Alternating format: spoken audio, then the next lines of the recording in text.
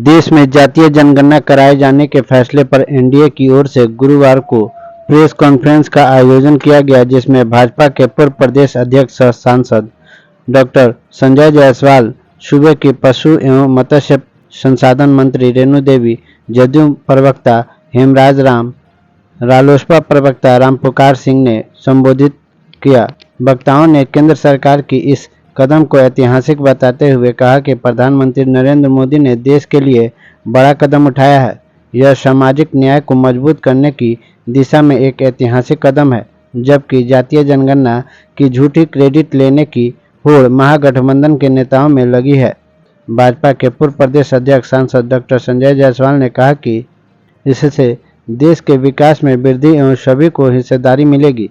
यह प्रधानमंत्री के हर वर्ग के लिए प्रतिबद्धता का प्रमाण है। यह कदम सामाजिक न्याय के सशक्त करने की दिशा में बड़ा कदम है। उन्होंने कहा कि इसका क्रेडिट लेने का होड़ लालू प्रसाद के पुत्र तेजस्वी यादव आगे आ रहे हैं, जबकि लालू प्रसाद ने अपने परिवार को आरक्षण देने के सिवा किसी को कुछ नहीं दिया है। पूर्व उप मुख्यमंत्री व सूबे की पशु एवं मत्स्य संसाधन मंत्री रेणु देवी ने कहा कि नरेंद्र मोदी सरकार समाज के हर वर्ग को साथ लेकर चलने के लिए कृत संकल्पित है। यह निर्णय ऐतिहासिक है, जिसका लाभ प्रायः सभी वर्गों को मिलेगा। सभी ने बार बार रिक्वेस्ट किया था कांग्रेस से कि जनगणना होनी चाहिए। पी चिदम्बरम ने कांग्रेस के गृह मंत्री थे और उन्होंने साफ कहा कि कोई जातीय जनगणना हम जनगणना के साथ नहीं कराएंगे, हम एक SECC डाटा कराएंगे, सोशियो इकोनॉमिक कास्ट सेंसस, जो कि बाद में होगा। और उसमें पूरा का पूरा ऐसा घोटाला किया गया कि जब सुप्रीम कोर्ट ने हम लोगों के सामने रखा कि आप जनगणना बताइए, तो सुप्रीम कोर्ट में एनडीए के जो हमारे अटॉर्नी जनरल थे उन्होंने कहा कि 4,38,000 जातियों में इसे SECC डाटा का उल्लेख किया गया है, जबकि देश में ज्ञात महज 2,1838 जातियाँ।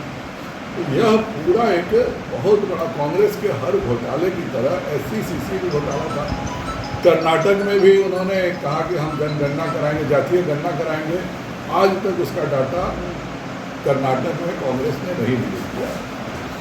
आज पहली बार माननीय नीतीश जी के नेतृत्व में, उस समय भाजपा के ही फाइनेंस मिनिस्टर तारकिशोर जी थे, 500 करोड़ रुपए रिलीज हुए। हम प्रधानमंत्री जी से भी मिले और लगातार हम लोगों ने इस बात को मांग रखा। बिहार में पूरे लोग एक साथ थे कि जातीय जनगणना हर हालत में होनी चाहिए, और जनगणना भी आई, जनगणना का रिपोर्ट भी आया। उस हिसाब से हमने आरक्षण की भी विधानसभा में सब पास की थी।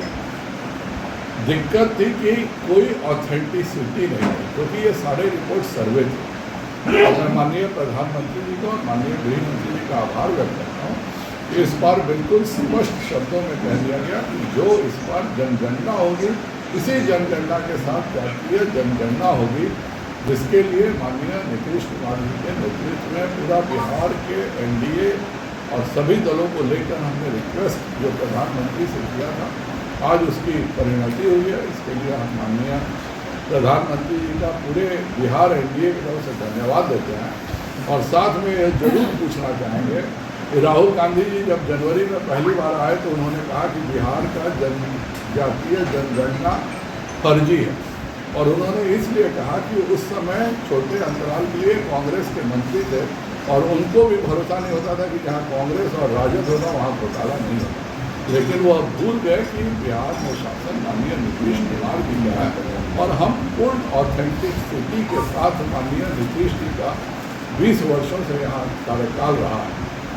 आज इस गणना होने से इसको एक पूरे स्वरूप को एक कानूनन रूप मिल जाएगा, और उसके बाद जो भी इसके बाद निर्णय होंगे कि कितनी हिस्सेदारी होगी।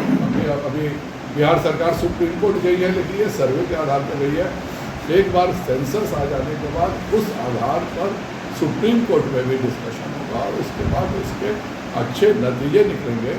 लेकिन जिस तेजस्वी यादव की पार्टी ने बिहार में पंचायती राज और नगर निगम में किसी अनुसूचित जाति, अनुसूचित जनजाति, अति पिछड़ा को आरक्षण नहीं दिया, आज वह आरक्षण का के बारे में अपना क्रेडिट पूछना चाहते हैं, जबकि माननीय लालू जी ने अपने परिवार को आरक्षण देने के अलावा किसी को आज तक कोई लाभ नहीं दिया। हम आज ही